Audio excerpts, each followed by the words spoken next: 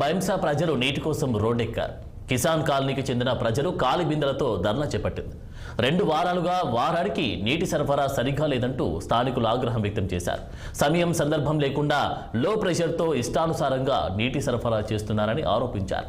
గత 2 రోజులుగా ఒక్క చుక్క నీటిని కూడా సరఫరా చేయలేదని మండిపడుతున్నారు. కమిషనర్ మున్సిపల్ సిబ్బంది దృష్టికి సమస్యను తీసుకెళ్లినా పట్టించుకోవడం లేదని వాపోతున్నారు. వెంటనే తమ సమస్యను పరిష్కరించకపోతే మున్సిపల్ కార్యాలయం ముందు ధర్నా చేస్తామని హెచ్చరించారు.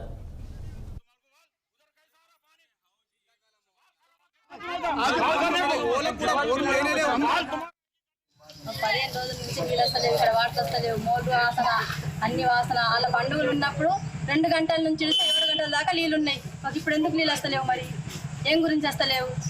మాకు ఒకటే టైం రాని కానీ మాకు పొద్దున టైం మాకు పాతాలని రావట్లేదు లేదు.